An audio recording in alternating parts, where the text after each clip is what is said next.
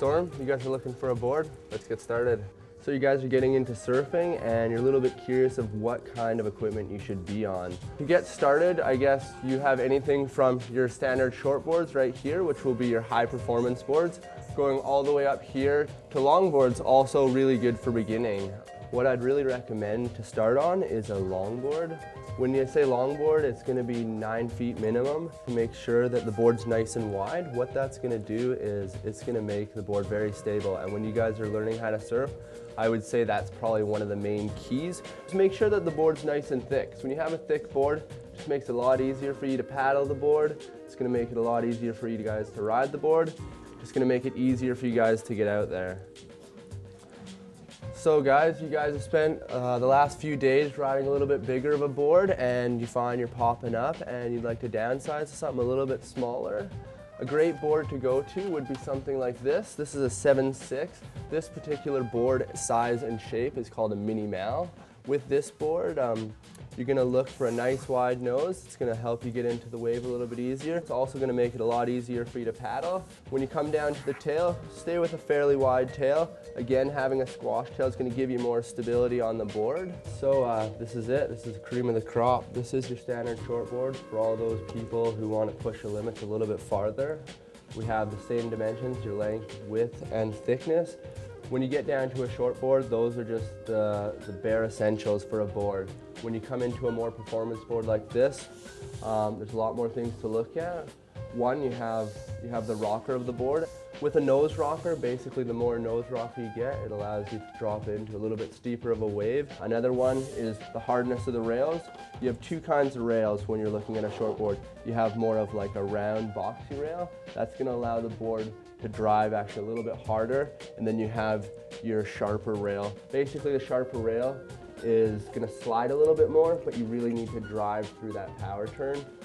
One of the most important things on a board is the concave, and that's just how the bottom's contoured. With most boards, they have a single to double concave, and that is where the inside of the board will actually be shallower, and then it will break off into a double concave, which basically two little dips in the board. What's going to happen, the way the water moves, is you're going to get all the water rushing down here, and as it breaks from that single to double concave, it's going to go down two different tunnels.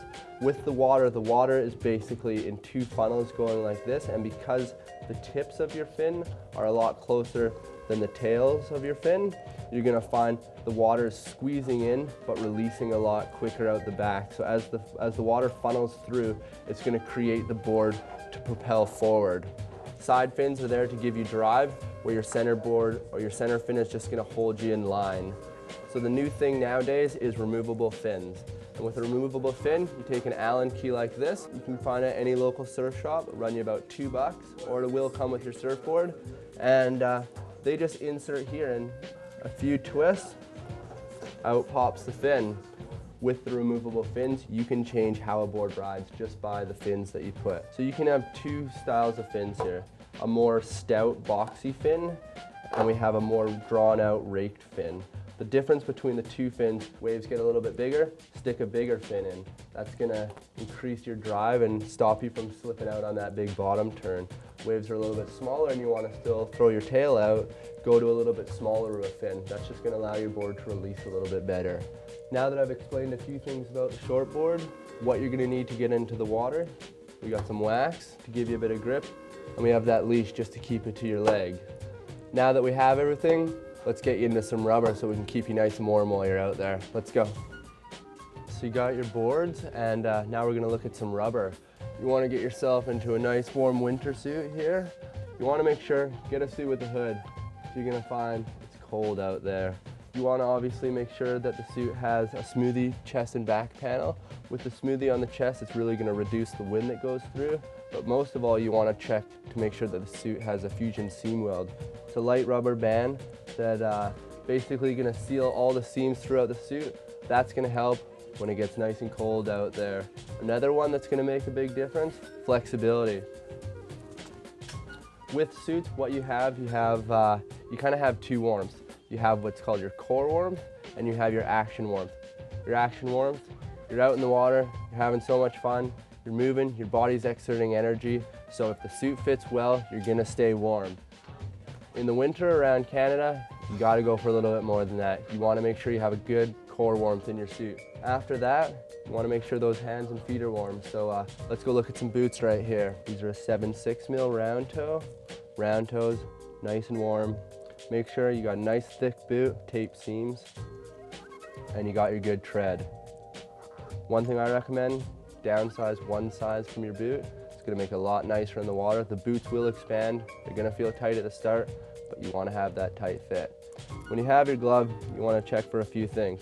Make sure all your fingertips are down.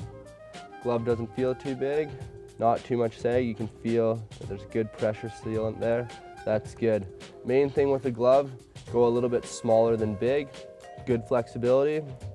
Sealant throughout the whole gloves. A little bit of grip there. Good seal on the cuff. Those are a 3mm glove. They're gonna keep you nice and warm all winter long. Get you out in that water to have some fun. Have a good time. My name's Ole, I work at Storm. If you guys wanna come in, we'll get you all set up. If I don't see you in the shop, I'll see you in the water. Have a good day.